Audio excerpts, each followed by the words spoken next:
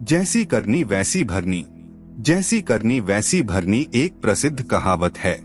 इसका सामान्य अर्थ है मनुष्य जैसा कर्म करता है उसी के अनुसार उसे फल भी भोगना पड़ता है। नमस्कार दोस्तों, स्वागत है हमारे एक नए वीडियो में।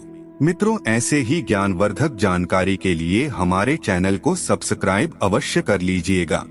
वीडियो पसंद आए तो एक लाइक जरूर कीजिएगा, कमेंट में जरूर लिखिएगा जय श्री कृष्णा। आइए मित्रों, वीडियो को शुरू करते हैं। वास्तव में कर्म तो हम अपनी इच्छा के अनुसार कर सकते हैं, पर अपने कर्मों का फल भोगने के लिए हम विवश होते हैं। अगर हम बबूल के बीज बोएंगे तो बबूल के कांटे ही हमारे हाथ लगेंगे। बबूल का पेड़ लगाकर हम आम के मीठे फल खाने की इच्छा करें तो वह कभी पूरी नहीं होगी। लगभग सभी लोगों को अच्छे बुरे का ज्ञान रहता है। लोग जानते हैं कि किस काम का अच्छा फल मिलेगा और किसका बुरा। इसलिए हमें हमेशा ऐसे काम करने चाहिए जिनके परिणाम अच्छे हों, जिससे हमें सुख और संतोष मिले। ऐसे काम से सदा दूर रहना चाहिए जिसका नतीजा बुरा हो और चिंता तथा कष्ट बढ़ाने वाला हो। दुर्योधन अच्छी तरह जानता था कि पांडवों के साथ वह जो छल कपट कर रहा है उसका परिणाम बहुत बुरा होगा। गुरुजनों के समझाने बुझाने का भी उस पर कोई असर नहीं हुआ। अंत में उसके दुष्ट कार्यों के फलस्वरूप कौरवों का विनाश तो हुआ ही, प्राचीन भारत की सभ्यता और संस्कृति को भी गहरा आघात पहुंचा। रावण को अच्छी तरह ज्ञात था कि सीता जी का अपहरण करके वह बहुत ही अनुचित काम कर रहा है, लेकिन अपनी शक्ति के घमंड में उसने किसी के विरोध या उपदेश पर कोई ध्यान नहीं दिया। परिणाम यह हुआ कि सोने की लंका जलकर राख हो गई और विभीषण को छोड़कर रावण और उसके संपूर्ण कुल का विनाश हो गया। अक्सर लोग अपने अनुचित कार्यों को उचित ठहराने के लिए धर्म का सहारा लेते हैं। संसार के किसी भी धर्म में अनुचित कार्यों का समर्थन नहीं किया गया है, लेकिन अनुचित कार्य करने वाले लोग धार्मिक सिद्धांतों की व्याख्या भी इस प्रकार करते हैं जिससे उनके स्वार्थों की पूर्ति हो।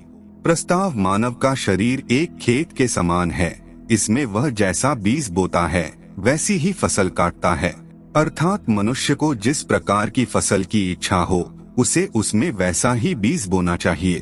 अगर हम मानसिक दृष्टि से संसार को देखें तो हमें पता चलेगा कि कुछ लोग अच्छे बीज बोते हैं तो कुछ लोग सड़ेगले रद्दी बीज बो देते हैं, और कुछ लोग तो ऐसे हैं जो दोनों ही तरह के मिले जुले बीज बो देते हैं।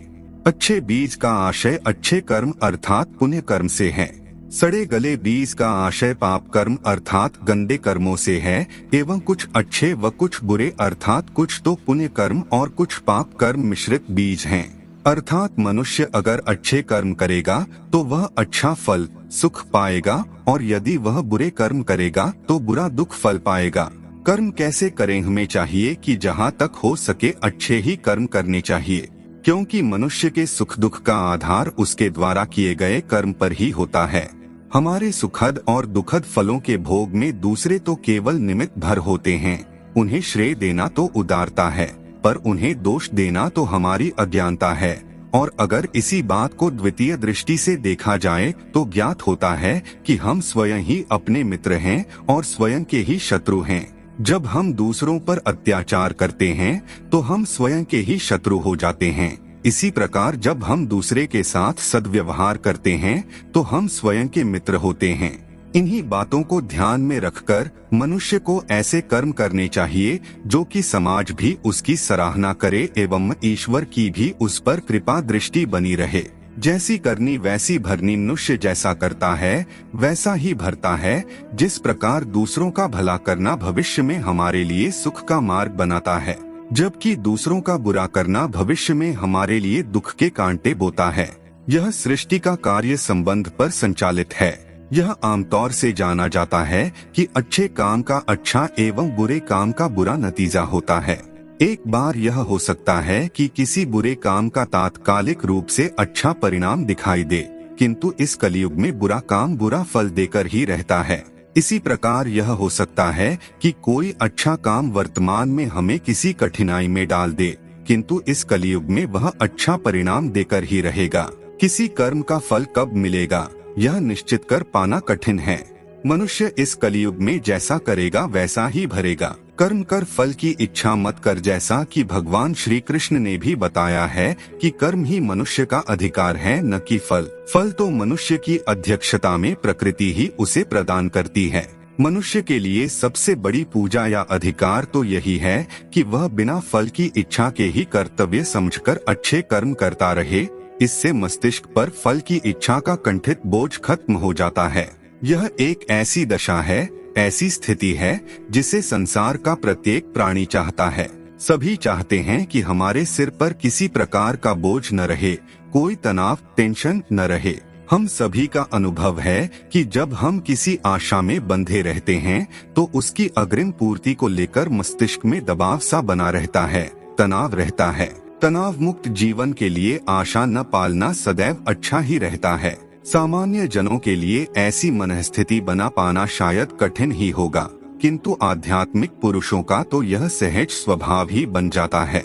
यह फल जो है यह केवल कर्मों पर ही निर्भर करता है, लेकिन फल मिलता अवश्य है। इसीलिए आशा का अतिरिक्त बोझ रखने से कोई लाभ नहीं है। वास्तव में हम निरंतर ही सुख शांति की खोज में लगे रहते हैं। यह स्वाभाविक है। यही भावना हमें दूसरों से संपर्क स्थापित कराती एवं व्यवहार में लगाती है। इस प्रकार सुख शांति की प्राप्ति के लिए हमारा शारीरिक या मानसिक कर्म ही व्यवहार कहलाता है। हमारा यह व्यवहार या तो सद्व्यवहार होता है या दुर्व्यवहार। सबकी भलाई, सदाचरण, सबको सुख पहुंचाना और परोपकार ही सत्कर्म है, यही पुण्य है। उपसंहार मनुष्य पहले बीज बोता है, उसके बाद फसल काटता है। इसका मतलब पहले कर्म करता एवं बाद में उसे उन कर्मों का फल प्राप्त होता है। अच्छी फसल के लिए तो हमें अच्छे ही बीज बोने होंगे। अच्छे कर्म ही ईश्वर की प्राप्ति का मार्ग है, सफलता की कुंजी है। अच्छे कर्म करो और अच्छा फल पाओ। मित्रों, आज का हमारा यह प्रस्तुति कैसा लगा कमेंट करके अवश्य बताइएगा।